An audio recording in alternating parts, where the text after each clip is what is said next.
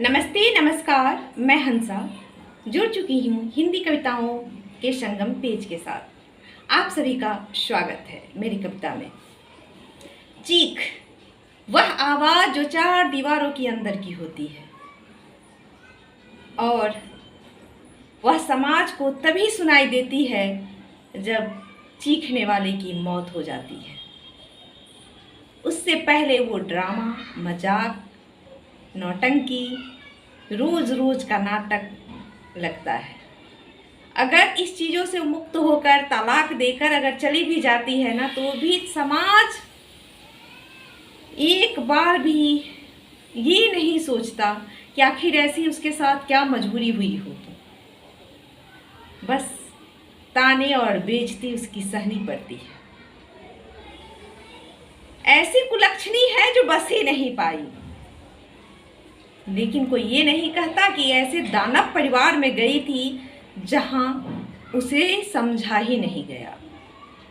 इसी के ऊपर मैंने एक कविता लिखी है, चीख, जो आए दिन घटनाएं घटती है दहेज पे। दहेज के ऊपर तो आप कहिएगा तो मैं इतनी सारी कविताएं लिख दूंगी और इतनी सारी बातें मेरे पास है कि दहेज इतना घृणित चीज़ है जिसके वजह से कितनी लड़कियों की ज़िंदगी बर्बाद हो गई है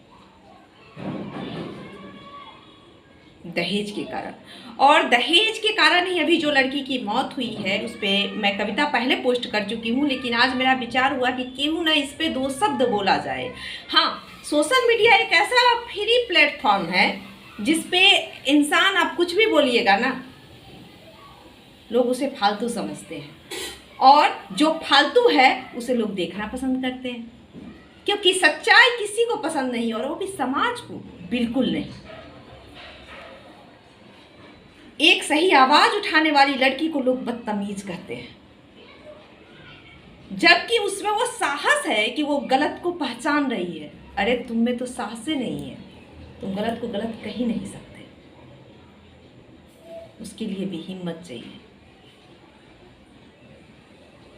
गलत आवाज उठाना गलत के लिए और गलत के लिए लड़ने के लिए भी ना हिम्मत चाहिए। चीख, एक ऐसी आवाज जो जीते जी किसी को सुनाई नहीं देती, पर जब एक बेटी की सांसें टूट जाती है तब पूरा समाज शोर मचाता है। वह चीख सिर्फ एक लड़की की नहीं होती, वो हर उस बेटी की होती है जिसे बचपन से ही सिखाया गया, सहन करो, यही औरत का धर्म है। जब पहली बार अपमान हुआ, समाज बोला घर बचाओ। जब हाथ उठे, समाज बोला समझौता कर लो। जब आत्मा रोज मरी, समाज बोला चुप रहो। और जिस दिन चुपचाप सचमुच उसकी मौत हुई, तब वही समाज मोमबत्ती लेके खड़ा था, बेटी बचाओ। पूछना चाहती हूं मैं इस समाज से, क्यों बेटी को ही रचना सिखाते हो? क्यों बेटी को ही साहस रचना सिखाते हो? क्यों उसकी खामोशी को संस्कार कहते हो? क्यों दहेज के भूखे हाथों को आज भी सम्मान देते हो? याद रखना, एक बेटी की चीख कभी हवा में खोती नहीं, वो समाज के साथ समय बनकर लौटती है। आज किसी की बेटी के साथ हुई है, कल तुम्हारी बेटी के साथ होगी। दहेज के दानवों से सावधान। दहेज मांगने वाला से ज्यादा अपराधी देने वाला, चाहे वो मेरा ही पिता क्यों ना। जिस समय वो आपसे मांग रहा है उसी समय वो भिखारी है। और सोच लीजिए कि एक भिखारी आपकी बेटी का क्या कदर करेगा। समझ सकते हैं ना, क्योंकि व्यापारी कभी रिश्ता नहीं देखता। व्यापारी के पास इंसानियत वो नहीं होती जो होनी चाहिए, वह तो सिर्फ अपना मुनाफा देखता है। यह चीख आप लोग को कैसा लगा? फिजूल की बातें लगी होगी वो भी लिखिएगा, क्योंकि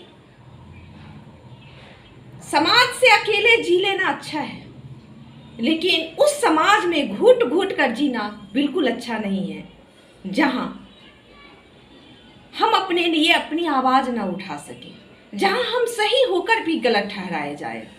वो समाज धिक्कार है उस समाज को, जिसमें सही को सही और गलत को गलत कहने का क्षमता नहीं।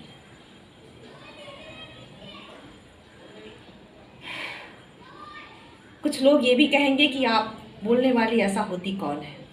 सोशल मीडिया है, चलता है, हर चीज़ चलता है। जब नंगा नाच चल रहा है तो नंगी आवाज़ क्यों नहीं? यह आवाज़ उसकी है जो सच में चीखती है, लेकिन समाज उस चीखने वाले पे ही उंगली उठा देता है। और आज हम उसी समाज के बीच में घिरे हुए हैं। घिन होती।